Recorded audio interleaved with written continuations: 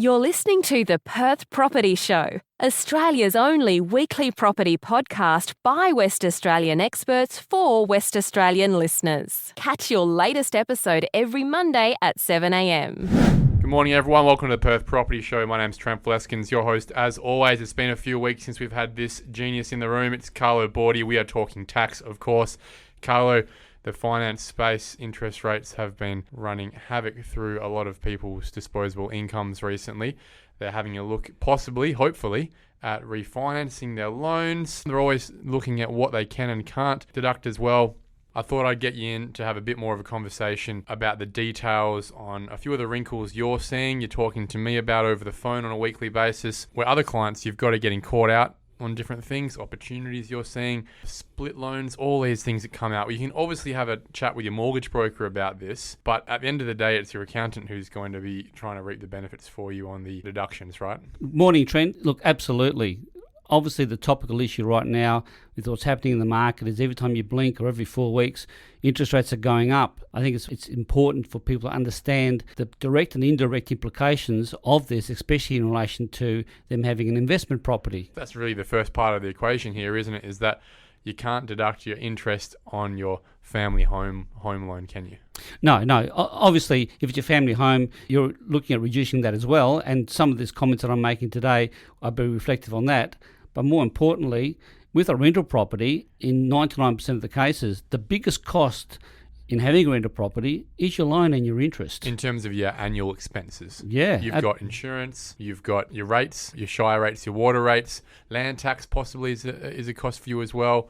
But interest, you're right. If you've got a loan, it's normally the biggest piece of the pie, isn't it? Oh, look, absolutely. And look, a lot of people, when they go and buy a property, they look at the tax side of it and saying, I want to negatively get property to claim the losses on my tax return, which is great, and that's fantastic, on the basis that when you go to sell that property, you're going to pay tax. And what I mean by that is, it's not just having a property that's lost your money along the way and claiming a deduction for it, and then when you sell it, you don't make any money on it, so you're actually going backwards. It's such a misguided thing. You should never be buying a property for negative gearing benefits. You should be enjoying, if you have to, the tax shield of negative gearing benefits if you're in a situation where the property investment costs you more on an annual basis than the income coming in from rent. It shouldn't be your goal. It's a safety net at the end of the day, isn't it?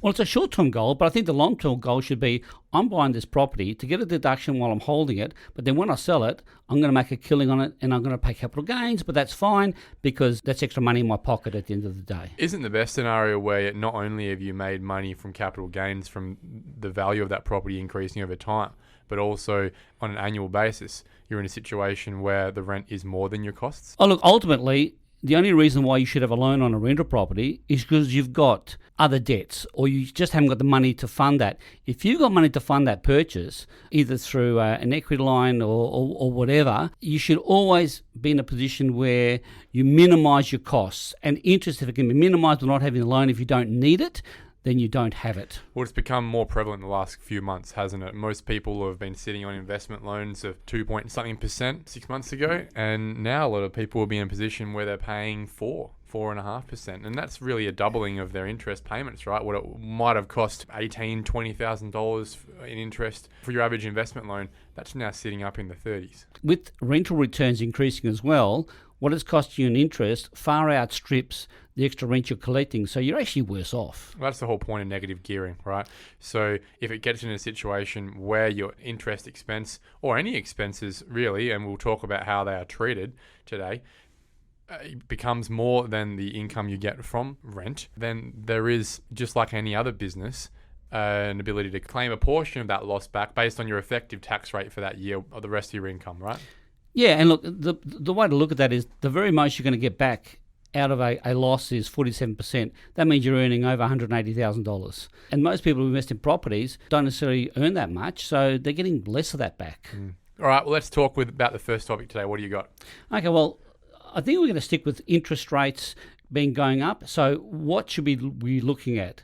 So I think you've got to understand the deductibility in relation to these loans. So what happens is if you decide to change loan, then you're going to have certain costs. So let's say going from NAB to Bankwest or the other way around? Now, obviously, Look, I know that through your structure, Trent, you also are a broker and you can assist people with doing this.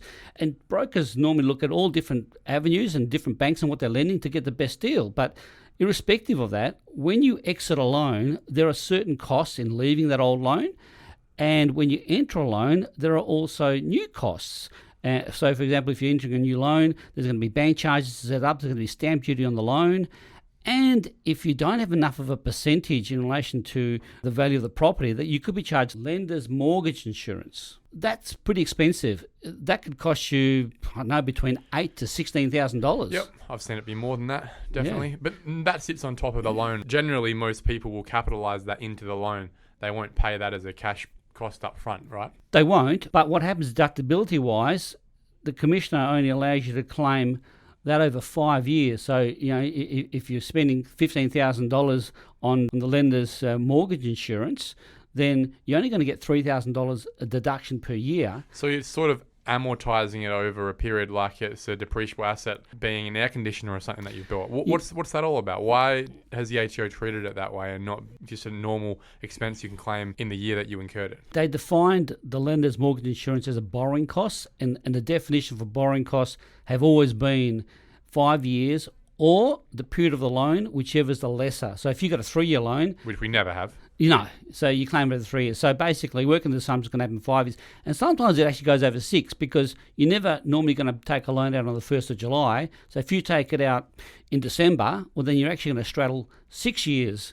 So you get half in the first year and the other half at the end of it in the final year, year 6. So the point you're making here is that, yes, there are annual interest expenses that you can claim, but a lot of the exit and entry costs to banking, discharge fees, registration fees, wealth, all those sort of fees that come with acquiring or divesting from a loan, then not necessarily expenses that you can claim all up front on the same year.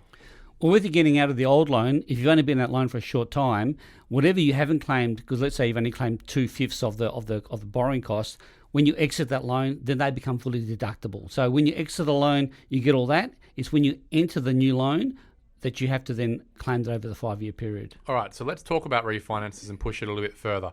Let's say I've got a $500,000 property and currently I have a $320,000 loan. And I go to my mortgage broker and say, look, I'd like to refinance that $320,000, but I also want to bring it up to $400,000, being 80% of the value of the property.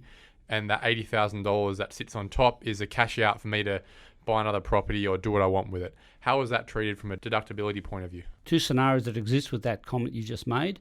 First of all, if you borrow more than what you need to refinance your old loan, the additional amount that you've borrowed gets quarantined.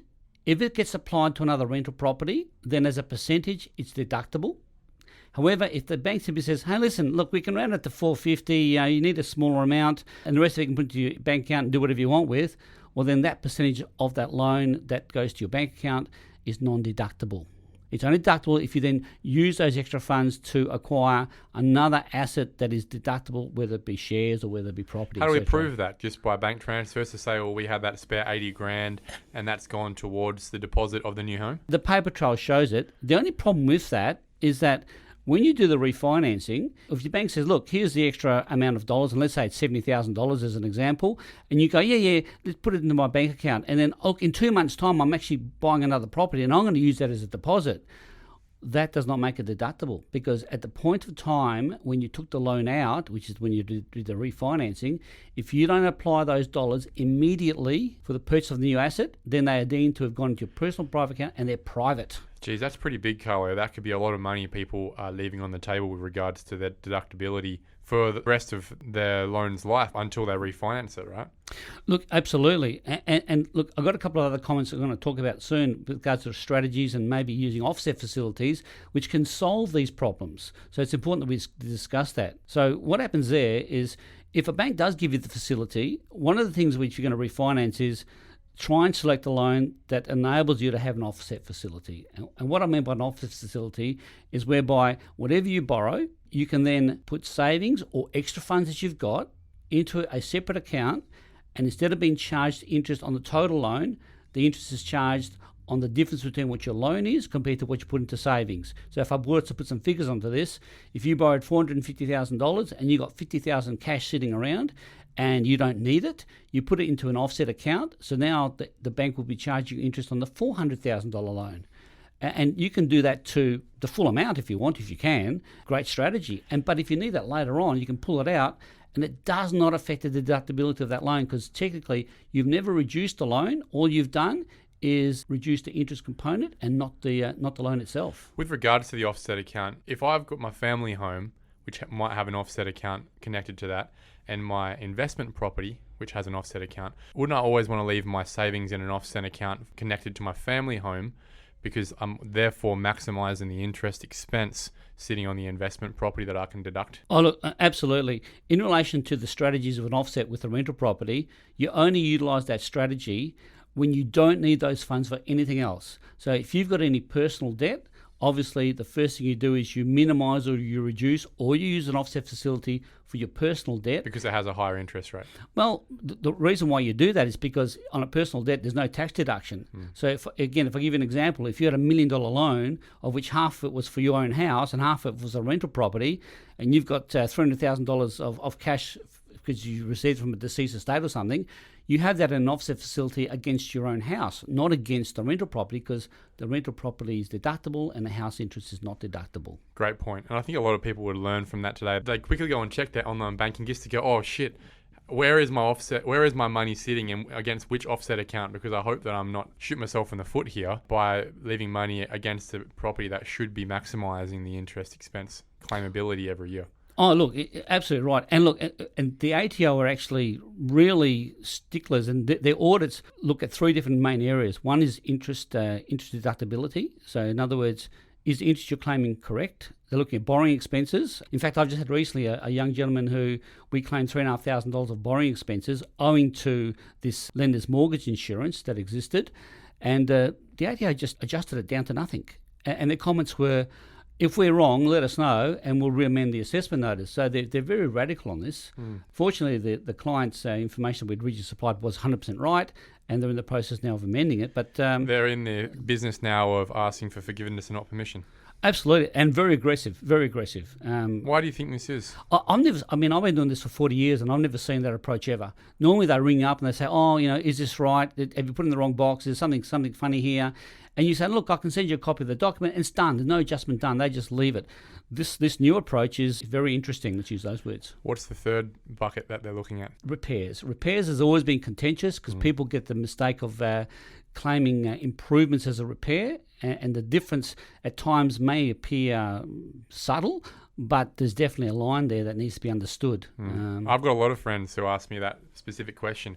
Trent, can I get my house repainted and claim it as a repair? Well, this is it's a hard question for me to answer, really, because one, I'm not an accountant. The answer, in my understanding, is clearly if you go and get your house repainted, that is not a repair, that is ongoing maintenance, right? There's two answers to that question. The first thing is, if you buy a house initially and you're saying, I'm going to rent this property out, you spruce it all up. And not only do you paint it all, but you also clean the carpets, or you might do some weeding and do some minor little fixes. None of those costs are deductible. They're all called incidental costs that are set-up costs from day one. Because the tenant has never made the property worse. You simply bought the house and bought it cheaper because it was in that state. However, if you have got a tenant in there and the tenant was to damage most of the walls and put chips here and put chips there, and you decide, look, I'm going to repaint the whole house and then I'm going to re-tenant it or I'm going to sell it, those costs actually are deductible. See, this is where it starts to get a bit grey area. The ATO has never come into your house and checking when it is exactly that the damage was done. Surely there's a bit of pragmatism here on even just the timing of getting this work done. If we knew that straight away, even though we knew we needed to make those repairs, we would just leave it 6 months to 12 months and say it was tenant damage. Well, the problem with that is that in most cases, there's about 90% of the houses are all use agents, and with the agents, they actually do inspection reports, and they itemise all these things. And that's the level the ATO goes to. Oh, absolutely. They virtually say, prove that this was not existing. I mean, I had a property which I actually had built, and the very first tenant that went in there, within 6 months, trashed the place. And I'm talking front doors, internals, externals, put holes everywhere. It cost me $19,000 to bring this house back up to scratch after 6 months of rental. They're all repairs because it was all done by the tenant. You had to prove that. I mean, the HO didn't question me on it, and I was surprised that they didn't, but it could be asked, yeah. Is there any data on the percentage of tax returns where investment properties are included in the return that are being audited? 70% of the audits are done on Dobbins. Okay, that's the first thing. Huh. Yeah, and that's for all returns. Secondly, the ATO have got certain parameters, and the software itself identifies potential issues. So the way the returns have to be prepared now, you have to virtually say, look, the property has been available for rent for so many weeks. The property was actually rented for so many weeks, and this is what I received in rent.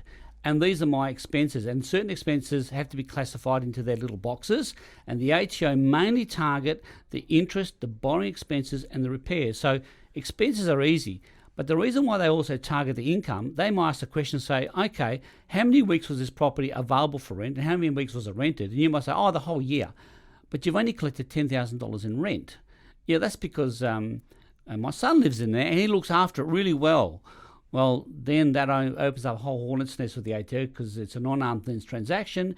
Are you charging proper market rent? If you're not, the best case scenario is if you're showing a loss, you're going to be showing a break-even position of that one. What you're saying is the ATO is using big data to find anomalies between last year's transaction, this year's transaction, or certain percentage increases. They're using computer software, and the computer software automatically spits out, please explain. Let's talk about split loans. A lot of our clients have still or have moved on to a fixed rate with a percentage that's variable. A lot of them are moving off the fixed rates now, given the fact that those rates are quite expensive in the market these days. But there's still people who, for their own reasons, want a fixed rate. What are your thoughts on that? Look, these split loans where you lock part of it in and part of it's variable, they do have their place.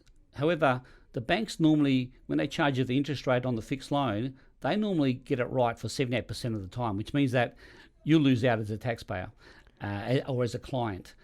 However, a lot of the times people do it to have peace of mind, to say, look, I know at this rate I can afford it, and if the banks do charge a lot more than that, I'll be in trouble. So I'm locking myself in and giving myself a safety net, basically. It's those people looking to budget and know exactly what their bill is going to be and possibly pay a premium for that if they need to. Possibly, and they're trying to play it safe. So they're saying, well, I'm happy with this position because I know it's not going to get any worse. That's interesting, that stat you said, 78% of the time the bank wins on a fixed loan. And that's why I always caution people when they look for a fixed loan, especially in times like this, when there's an expectation that the interest rates are going to rise.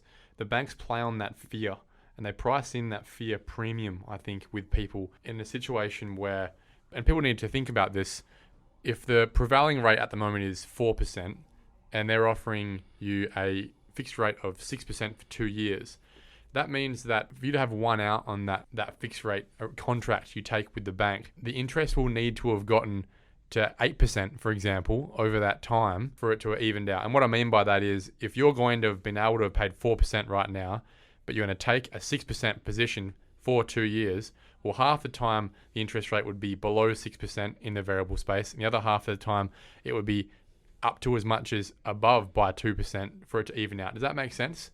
It's a big bet that you're making with the bank right now. Therefore, nearly most of our clients have swung back towards a variable rate where they essentially just cop what's going on in the market right now. I would suggest that the last 2 or 3 years through COVID, a lot of people won out quite well with fixed rates because banks were going the other way and essentially trying to buy clients out of the market and providing discounts to do that. It was their marketing ploy in an environment where rates were dropping. When rates are rising, they really do play on your fear and price that premium in. Banks are making a lot of money off fixed rates right now. And look, I can put my hand up and say I got caught out years ago as well. I mean, about 20 odd years ago, I had a rental property, which was a holiday home, and the interest rates back then were 7-8%, and I managed to lock mine in at about 7.6%, and I thought, yes, I'm on a winner here, and that was for 5 years. And over the period of those 5 years, slowly the rate went down to about 4.8%. So I couldn't wait for those 5 years to expire because it was costing me a lot more than if I hadn't have locked that rate in. But look, again, it was a comfort thing back then, and it's just something you do, and you just live with it and you move on. Well, I guess the benefit back then on being in investment property is that you should have been able to deduct a lot of that expense back, right? Again, you get the portion based on your tax bracket. So if you're earning over $180,000, whatever you make as a mistake on that and it's costing you more, you get back 47% of it. It's the silver lining on it and the way to look at it, because otherwise you'd be beating your head against the wall. Exactly right. What's next? Never, ever use an equity line of credit facility as a deductible loan. So line of credits. Do you see a lot of line of credits with your clients these days? We don't see many. No, but when we do, the results are horrific. Why is that? I mean, I've the last one I've done, a gentleman had the loan for 5 years. He'd borrowed $300,000, and at the expiry of the 5 years, when we did the calculation of what went in and out, only $56,000 of that loan of the original $300,000 was deductible because of the percentage downgrading of that loan.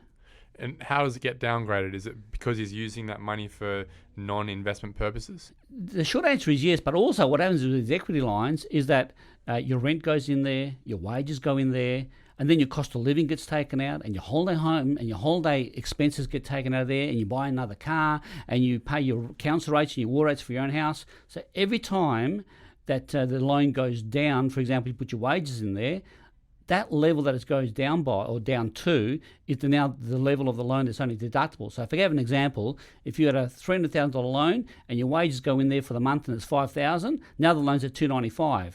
Now if you start then pay your council rates for your own house, $3,000, it's gone down from $295, it's now gone to $298. Even if you took more money out or paid more money back, it just continually drops down and down and down. The deductible loan is still $295. Even though, and look, over the 5 years that this gentleman had it, his loan was only like $10,000 less than what he first borrowed, but because of this calculation, he'd lost a significant amount of deductibility on it. So the theme there, and you've said it before with regards to the offset account, is keep your investment loans clean. Keep them for one purpose and one purpose only, and that's the cost of holding your investment property. Oh, look, absolutely. And if you're in the misfortune, and look, and sometimes even people, what they do is they might pay extra money off their rental property, or the equity might increase on it, and they do some drawdowns on it. That has the same impact. Obviously not as bad as the equity line, but has the same impact of reducing the percentage of deductibility on the loan. So the advice we can give you there is, if you can then identify the component of the loan which has now become private compared to the component of the loan which is deductible, you can refinance those two. For example... that was a question I was going to ask. Can you fix this problem with a refinance? Yeah. What you've got to do is work out exactly and be able to substantiate your calculations to say, right, okay, this $400,000 loan, look, I've used 120 of it for private purposes. Then you refinance it under two loans. One loan is for $280, which retains the integrity of that loan. The other one's for $120. So you've still got a $400,000 loans, but they're two loans. And now what you do is you concentrate all your efforts in reducing your non-deductible loan, and you quarantine your deductible loan for as long as you can, and that way you maximise your deductions moving forward. But you can't undo what you've done. That's really interesting. Carlo, I'm always fascinated when we chat, and the reason for that is I always find something that I'm doing wrong in that time, and I have to go back to my accountant, which is luckily you, to be able to make sure we're tidying things up going forward with tax time. And it is funny that every time we chat, there's always a new opportunity or a new saving involved. So I hope everyone listening today has a little think about what they're specifically doing with their interest expense, with their loans, making sure that those loans are as clean as possible so that when they go to their accountant, hopefully it's Carlo Bordi, it's making his life a lot easier with regards to deducting those expenses on your behalf. Thanks a lot, Carlo. You're welcome. Thank you. Thank you for listening to another episode of the Perth Property Show. If you've only just joined the conversation, you can catch up by heading over to our website, perthpropertyshow.com.au, subscribing to the podcast, or joining our Facebook page. Don't forget to tune in next Monday at 7 a.m. for more expert insights, local analysis, and suburb spotlights. Happy hunting!